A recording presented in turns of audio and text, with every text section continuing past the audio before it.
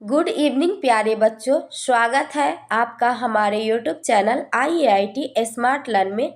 आज मैं आप सभी के लिए 10th सोशल साइंस का बहुत ही VVI सब्जेक्टिव क्वेश्चन आंसर लेकर के आई हूँ।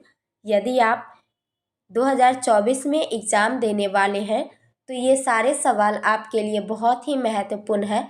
अगर आप इन सारे सवालों को याद कर लेते हैं तो एग्ज़ाम में बहुत ही अच्छा मार्क्स ला सकते हैं। अगर आप चैनल पे नए हैं तो चैनल को सब्सक्राइब कर लीजिए और वीडियो अच्छा लगेगा तो वीडियो को लाइक कर दीजिएगा। अगर आप टेलीग्राम चैनल को ज्वाइन नहीं किए हैं तो टेलीग्राम चैनल को ज्वाइन करने के लिए डिस्क्रिप्शन बॉक्स में लिंक दिया हुआ है, वहां से आप टेलीग्राम चैनल को ज्वाइन कर सकते हैं। तो चलिए हम वीडियो को शुरू करते हैं। आपका पहला सवाल है, न्यूनतम मजदूरी कानून कब पारित हुआ और इसके क्या उद्देश्य थे? आपका उत्तर है, कारखाना मालिक के द्वारा अधिक लाभ कमाने के लिए मजदूरों से ज़्यादा काम लिया जाता था और उन्हें कम से कम मजदूरी दी जाती थी।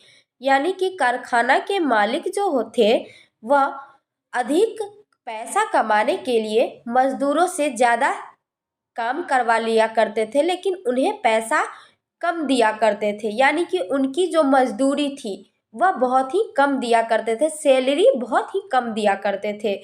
मजदूरों की स्थिति सुधारने के लिए 1948 में न्यूनतम मजदूरी कानून पारित किया गया। मजदूरों की स्थिति को सुधारने के लिए 1948 में न्यूनतम मजदूरी कानून पारित किया गया। ये आपके ऑब्जेक्टिव में पूछ सकता है कि न्यूनतम मजदूरी कानून पारित कब किया गया, तो आपका सही आंसर होगा वो होगा 1948 में। ये क्वेश्चन को आप याद कर लीजिएगा, ये आपके ऑब्जेक्टिव में बहुत ही काम आएगा। इसके द्वारा उद्योगों में काम करने वाले मजदूरों की मजदूरी निश्चित कर दी गई। इसके द्वारा उद्योगों में यानी कि कारखानों में काम करने वाले मजदूरों की मजदूरी जो थी वह निश्चित कर गई। उनका सैलरी जो है वो बांध दिया गया कि हाँ आपको इतना सैलरी मिलेगा, जैसे आपको 10,000 या 20,000 सैलरी मिलेगा। द्वितीय पंचवर्षीय योजना में यह विचार रखा गया कि मजदूरों की मजदूरी न्यूनतम मजदूरी से अधिक होना चाहिए ताकि वह अपना गुजारा अच्छे से कर सके और उनका बेहतर भविष्य हो सके। द्वितीय पंचवर्षीय योजना में यह विचार किया गया कि मजदूरों की मजदूरी जो है वह कम मजदूरी से ज़्यादा मजदूरी कर दी जाए ताकि उनका गुजारा बहुत अच्छे तरीके से हो सके और उनका भविष्य जो है वह बेहतर हो सके। न्यूनतम मजदूरी कानून पारित होने से मजदूरों की इस दशा में यानी कि मजदूरों की स्थिति में बहुत ही सुधार आई। चलिए आपका अगला सवाल है,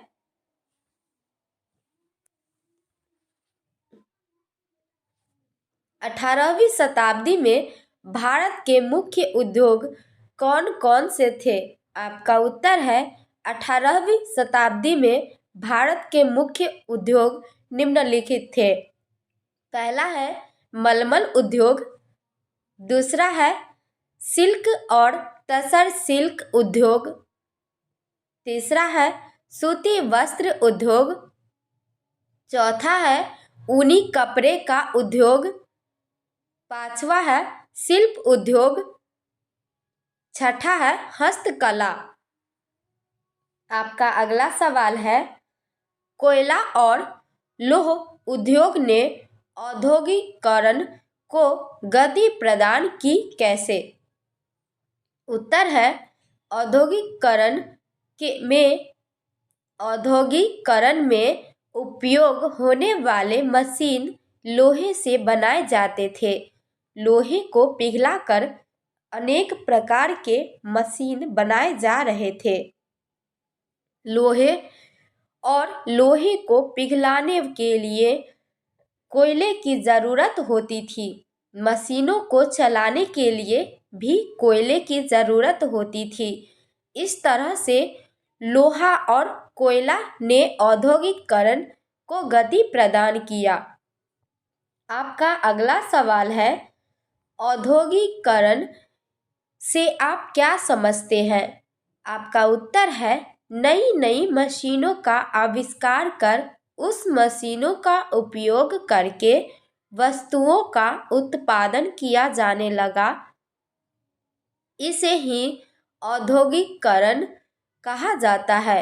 औद्योगिकरण से कम समय में अधिक वस्तुओं का उत्पादन होने लगा और मजदूरों की जगह मशीन काम करने लगे।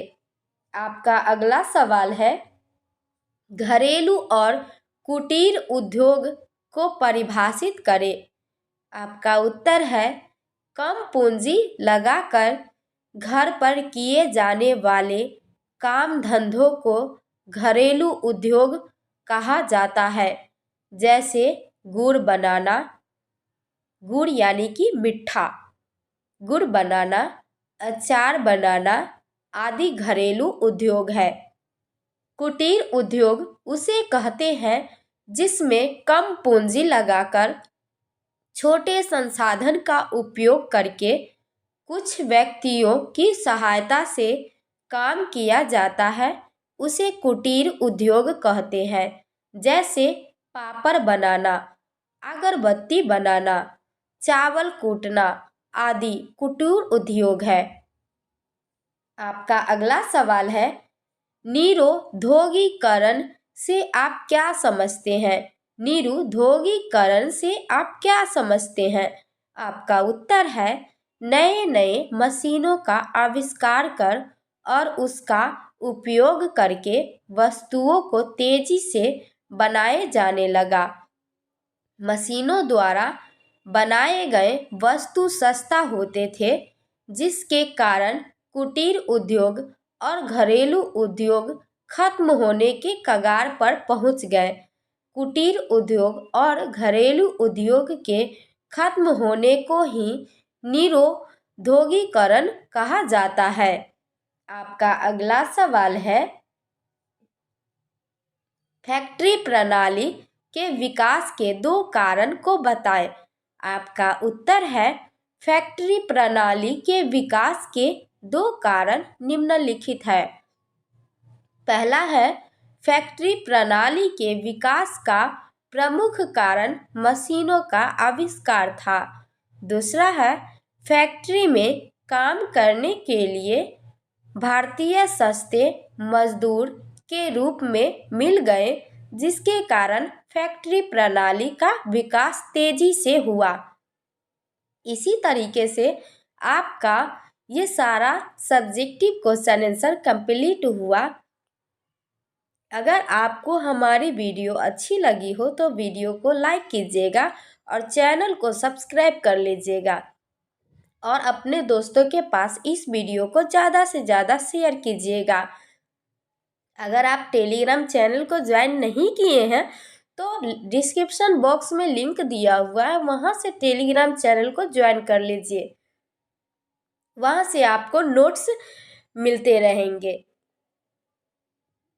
तो चलिए अब हम वीडियो को समाप्त करते हैं।